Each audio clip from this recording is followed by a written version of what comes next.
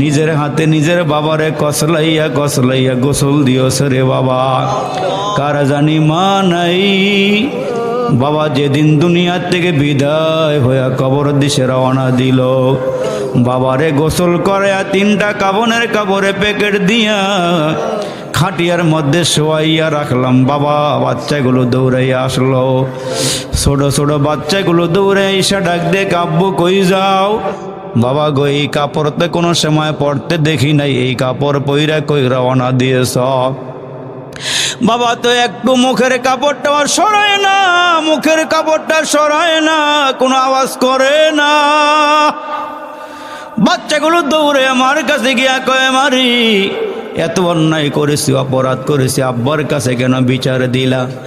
আব্বা এত রাগ করছে রে মা, মুখের কাপড়টাও কেন জানি সরায় না। এর যুবক জানা নাই কার আব্বা আমার রুহগুলো মাহফিলের চতুর্দিকে ঘুরতেছে, জানা নাই কার আব্বা আমার কবরে জাহান্নামের আগুন, জানা নাই বিষাক্ত সাপগুলো সবল মারিয়া আসি, বিচ্ছুগুলো কামড়াইতেছে। আল্লাহ আমাদের বংশধর থেকে যারা কবরে আছে সবাইকে মাফ করিয়া দাও, কবরগুলো জান্নাতের বাগান বানায়া দাও।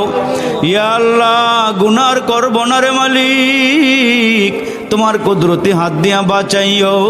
ইয়া আল্লাহ এই মাহফিলের পাশে কবরস্থানে শুরু থেকে এ পর্যন্ত যত মুসলমান নর নারী কবরে শোয়া সবাইরে মাফ করিয়া দাও। আল্লাহ কবরগুলো জান্নাতের বাগান বানায়া দাও। এর মালিক কবরগুলো জান্নাতের বাগান বানায়া দাও। ইয়া আল্লাহর গুনাহ করব না, মেহেরবানি করে গুনাহগুলো মাফ করিয়া দাও। এরে যুবক দিলটা এত পাষাণ কেন বানাইলে রে ভাই?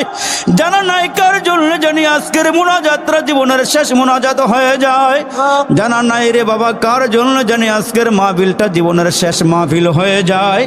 আজকের এই মাহফিল থেকে যদি এক ফোঁটা দুই ফোঁটা চোখের পানি ফালাইতে পারো, তোমার এই চোখের পানি নিয়ে আমার আল্লাহ আব্বা আম্মার কবরের মধ্যে ডালিয়া দিবি। কবর থেকে আওয়াজ আসবে, এটা কিসের পানি?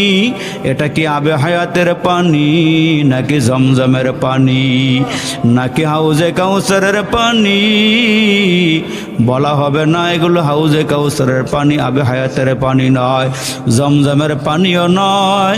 ওই যে উলুকান্দা গ্রামের মধ্যে মাহফিলে বৈশা বৈশা যুবকেরা কাঁদছিল, মুরব্বীরা চোখের পানি ফালাইছিল, ওই চোখের পানিগুলো আইনা কবরের আগুন নিবাইয়া দিয়েছি।